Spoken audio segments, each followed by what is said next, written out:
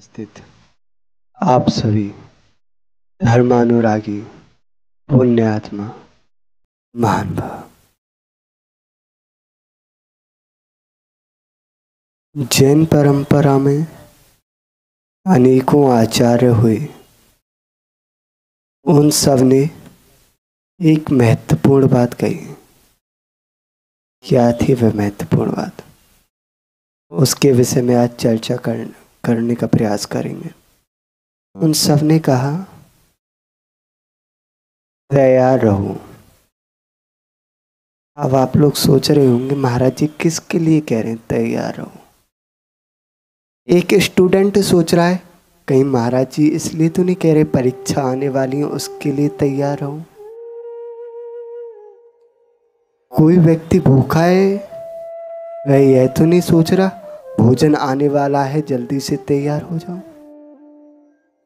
या कोई सोच रहा हो जिसने एग्जाम दिया है, रिजल्ट आने वाला है, तैयार हो जाओ। या कोई व्यक्ति बहुत समय से अपने घर पे है, उनसे बोल दिया तैयार रहो, तो वह सोच रहे हैं आज घूमने जाना है, पिकनिक मनाने जाना है, इसलिए तैयार रहो। कोई सोच रहा है रात हो चुकी है, सोने के लिए तैयार होने के लिए बोल रहे हैं। कहीं युद्ध पे जाना है, इसलिए तैयार होने के लिए तो नहीं बोल रहे।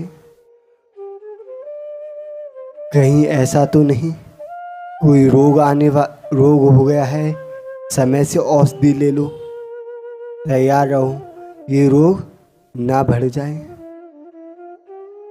कहीं ऐसा तो नहीं किसी पाप कर्म का उदय आने वाला है, उसका फल भोगने के तैयार रहो।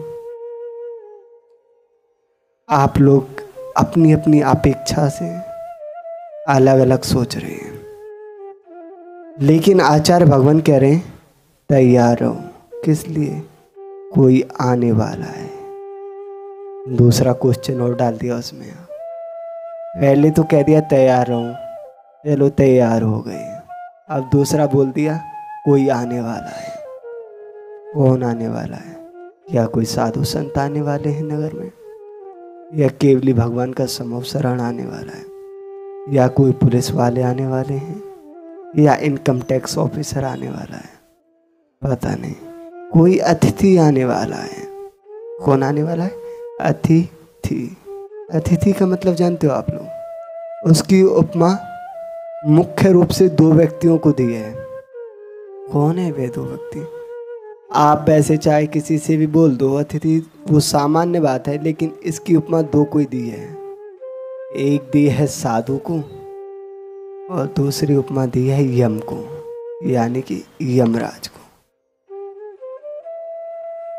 साधु जब आते हैं, ना उनकी कोई तिथि होती है आने की और ना जाने की। लेकिन आप लोग अब प्रचलन चल चुका है कि हमारे नगर में महाराज जी का इतने तारीख को प्रवेश होगा। लेकिन पहले क्या होता था, जंगल में से साधु कब आ जाए पता नहीं। लेकिन जो दूसरा व्यक्ति है जिसको ये उपमा दी गई है, उसका तो किसी को भी नहीं पता। जिस दिन जिसकी तिथि पूरी हो जाती है, यानी कि दिन पूरे हो जाते हैं, तो वह अतिथि आ धमकता है। कौन सा अतिथि? यमराज। इसलिए हमें तैयार रहना है। कोई गारंटी नहीं है। अब आप सोचोगे कब आएगा वह अतिथि? आ जाएगा या कल आएगा, या 1 महीने बाद आएगा, या 1 साल बाद आएगा? किसी को पता है उसका? पहले ही बोल दिया अतिथि जिसकी कोई तिथि फिक्स नहीं है, टाइम फिक्स नहीं है, वह कभी भी आ सकता है। आप भोजन कर रहे हैं तभी भी आ सकता है, आप सो रहे हो तभी भी आ सकता है, आप चल रहे हो, बातें कर रहे हो, नाच रहे हो, गा रहे हो, कभी भी आ सकता है और अपने साथ लेके जा सकता है। ध्यान रखना। और चीज़ों की तो आप गारंटी ले लेते हो, टीवी की, फ्रिज की, फोन की, सब चीज़ की गारंटी मिल जाएगी आपको। आपने मार्केट से फ़ोन लिया, फ़ोन वाले ने गारंटी दे दी 1 साल तक ख़राब हो जाए तो दूसरा फ़ोन ले जाना। लेकिन वह भी कुछ नियम लिख के दे देता है। अगर ये पानी में गिरा या टूटा तो कोई गारंटी नहीं है। अगर चलते चलते स्वतः ही खराब हो जाए तो दूसरा चेंज कर लेना। लेकिन हमारे जीवन की तो कोई गारंटी नहीं है क्या गारंटी? उम्र 40 की हुई है, अभी 40 साल बाकी है, तब तक तो खूब मौज करना है, भूल में मत रहना। अभी 40 साल है, भूल में नहीं रहना, क्योंकि अकाल मृत्यु कभी भी हो सकती है। अकाल मृत्यु क्या होती है जानते हो आप लोग? क्या होती है अकाल मृत्यु? का तात्पर्य होता है, मान लीजिए एक घड़े में पानी है, वह घड़ा भरा हुआ है और उसमें एक छेद है और उसमें से एक एक पानी की बूंद रिस रही है, यानी कि उसमें से आपका जीवन रूपी सांसें धीरे धीरे निकले। लेकिन अचानक कोई शैतान बच्चा आया, उसने एक कंकड़ उठाया और उस मटके में लगा दिया और वह मटका फूट गया, और उस मटका के फूटने के साथ वह सारा पानी एक साथ फैल जाता है। ऐसे ही हमारा जीवन है। जब तक हमारा जीवन व्यवस्थित चल रहा है तब तक हमारा जीवन धीरे धीरे निकलता जा रहा है। लेकिन अचानक ही कोई एक्सीडेंट या कोई ऐसी घटना हो जाए, उससे हमारा जो आयु रूपी निर्देश हैं वह एक साथ बिखर जाते हैं। तो हमारे जीवन की भी कोई गारंटी नहीं है। लोग कहते हैं महाराज जी हमने तो बहुत सपने सजाए, 1 साल बाद ये करना है, 2 साल बाद वो करना है, बहुत करना है। आपको कल की तो पता नहीं, 1 साल की कैसे सोच रहे हो? एक बकरी, उसका बच्चा, दोनों जंगल में घूम रहे थे। अचानक बकरी धीरे धीरे कुछ आगे निकल गई और बछड़े अपने बच्चे से दूर हो गई। काफी समय हो गया, दोनों का मिलन नहीं हुआ। अचानक उसने देखा बच्चे ने अपनी माँ को एक पहाड़ी से कि उसकी माँ नीचे देख रही है। उसने आवाज लगाई, इधर उसकी माँ ने देख लिया, मेरा बेटा सामने है। और दोनों खुश हैं, मिलने जा रहे हैं। मन में अनेकों ख्याल सजोए हुए हैं। मैं माँ से मिलूंगा, माँ से कहूँगा माँ आप मुझे छोड़ के कहाँ चलेगी, शिकायत करूँगा, रोऊंगा, ये करूँगा, वो करूँगा, बहुत सारी बातें सोच रहा है। माँ से मिलने जा रहा है, लेकिन अचानक रास्ते में कोई मिल गया, कोई मिल गया। और वह ऐसा मिला, जिससे वह मिला वह इतना प्यारा लगा कि वह अपनी माँ को छोड़ के भी चला गया। और जो मिला था वह इतना प्यारा था कि उसने उस बच्चे को दुनिया से किसी से मिलने भी ना दिया, यानी कि वह था यमराज। मृत्यु आ गई बीच में। माँ से मिलने जा रहा था, लेकिन बीच में ही किसी और से मिल गया। मृत्यु भी बड़ी अजीब होती है। उससे जो भी मिल लेता है फिर वह किसी से मिलने लायक नहीं रहता। कल्पना चावला को तो आप सब जानते होंगे। आ रही थी बहुत समय के बाद अपने इस धरती पे यान से, मन में ख्याल सजाए हुए थे। माँ से बहुत दिन से नहीं मिली, पिताजी से बहुत दिन से नहीं मिली, कि ऐसे बात करेंगे, अपना स्वास्थ्य बताएंगे, अब घर पे रहना है। बहुत दिन हो गए घूमते घूमते, अब कहीं नहीं जाना, अब अपने माता पिता के साथ रहना है, अपने गुरुओं के साथ रहना है। बहुत सारे सपने सजे हुए थे। बहुत लंबा टाइम हो गया था उनको अपने घर छोड़े हुए। आ रहे थे, कुछ ही दूरी बाकी थी इस जमीन से उस यान की। अचानक वह यान ब्लास्ट हो गया। इधर वह यान ब्लास्ट हुआ, इधर कल्पना चावला के जो सपने थे वह ब्लास्ट हो गए। तो किसके लिए सजा रहे हो ये सपने? किसके लिए कमा रहे हो ये पाप?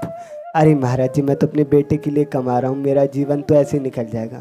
किसी के लिए नहीं कमाओ, उसका वो जाने, तुम्हारी तुम जानो।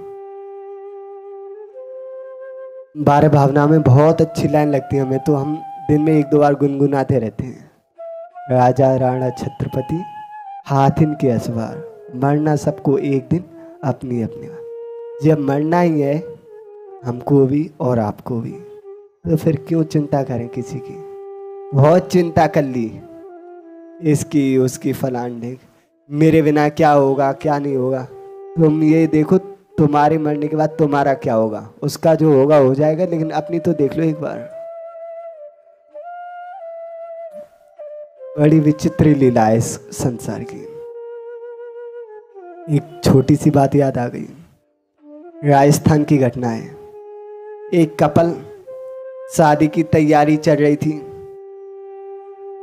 विवाह की तिथि आ चुकी थी, लेकिन उन्होंने सोचा हम दोनों एक अजीब पद्धति के अनुसार विवाह करेंगे। क्या थी वह पद्धति? उन्होंने सोचा नीचे सभी लोग वरमाला डालते हैं एक दूसरे के गले में, लेकिन हम वरमाला आकाश में डालेंगे। उन्होंने क्रेन को बुलवाया, काफ़ी बड़ी क्रेन थी, उसमें एक बॉक्स बनवाया लोहे का और उसमें उन दोनों को बिठा दिया गया। जमीन से उस बॉक्स की ऊंचाई लगभग 100 फीट होगी। सब लोग नीचे खड़े थे और उस बॉक्स के अंदर कैमरे भी लगे हुए थे, एक दूसरे के गले में वरमाला डालने को तैयार। अचानक क्या हुआ पता है आपको? उस क्रेन का कुंदा खुल गया और ऑन द स्पॉट नीचे आके मृत्यु को प्राप्त हो गए। एक दूसरे के गले में शादी की वरमाला डालने चले थे और मृत्यु की वरमाला डल गई। पता नहीं मृत्यु कब आ जाए। एक दृश्य अब भी हमारी आंखों में आता रहता है। 2018 जब हम गृहस्थ में थे, एक तूफान आया था और वह तूफान काफी भयंकर था। तो 3 मित्र थे हमारे मार्केट के, वह प्रतिदिन आते हमारे साथ बैठते थे। उस दिन दोपहर को भी आए थे, बैठे बातचीत की। वह लड़के तैयारी कर रहे थे आर्मी की। एक का सिलेक्शन भी हो चुका था, जॉइन लेटर आना था बस। दूसरा परीक्षा देखे आया था और तीसरा तैयारी में लगा था। तीनों हंसते मुस्कुराते तीनों बातचीत कर रहे थे, हम भी कर रहे थे। तीनों रेस वगैरह करने गए। गांव में बच्चे लोग होते हैं, रेस करने जाते हैं, गए थे। कुछ समय के बाद हमारे पास फोन आया कि भाई ऐसे ऐसे अपने घर चले जाओ, बारिश आने वाली थी। हमने ठीक है चले जाते। 1-2 घंटे हुए थे कि तूफान का रूप हो गई वह बारिश। 2 घंटे के बाद वह तूफान थमा। सब लोग अपने अपने घरों से दुकानों से बाहर निकले, हम भी निकले अपनी दुकान से बाहर। देखा चारों तरफ तबाही मची हुई है। इतने में एक औरत भागी जा रही थी पानी में। वह औरत और कोई नहीं, एक लड़का था, उसकी माँ थी। हमने पूछा क्या हुआ? बोले ऐसे ऐसे हमारा बेटा पानी में डूब गया। हमने कहा हम भी चलते हैं। हम और हमारा एक मित्र जा रहे थे। थोड़ी दूरी पे गए, पानी का बहाव ज़्यादा था, हम रुक गए। हमने कहा हम आगे नहीं जाएंगे, पानी ज़्यादा है। बोले चलो कोई बात नहीं। हम गए तो देखा एक कॉलेज का गेट था, वह तूफान में गिर गया था और उसके नीचे 2 लड़के बिल्कुल दबे हुए थे और तीसरा जो लड़का था वह आधा दबा हुआ था। और उसको जैसे ही हमने निकाला, हमारे साथ 2-4 लड़के भी थे, निकाला उसको। एक गाड़ी आ रही थी, उसको रोका, उसमें बिठाया। हमारे हाथों में उसका सर था, पूरा शरीर खून में लबालब था उसका, और उसकी अंतिम सांस निकल गई। हम देखते रह गए, क्षण भर भी नहीं लगा उसको मृत्यु को प्राप्त करने में। आंखों में आंसू थे हमारे भी। हमने सोचा पता नहीं मृत्यु कब आ जाए, कोई भरोसा नहीं। और उसी समय हमने सोच लिया अब तो गुरुजी के पास चलना है, क्योंकि मृत्यु ऐसी ना हो, हमारी मृत्यु ऐसी हो कि हम भी मृत्यु को मृत्यु कर दें। वो महान भाव। हम और आप सब एक कार्य करें, तैयार रहें। जब भी मृत्यु आए तो घबराए नहीं, उसका डट के सामना करें। अपने समता में परिणामों के साथ उस मृत्यु को भी जीत सकते हैं। और पाप किसके लिए कमाना? जब अकेले जाना है, कोई संग जाना नहीं, तो फिर काय का पाप? किसके लिए पाप? लोग कहते हैं मैं हूं तब तक तुम्हें मृत्यु नहीं आ सकती। तुम अपना बुखार रोक नहीं सकते, हमारी मृत्यु क्या रोकोगे?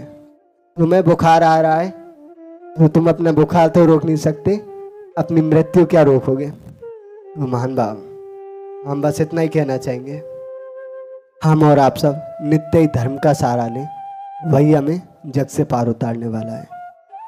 आप सभी का मंगल हो, शुभ हो, कल्याण हो।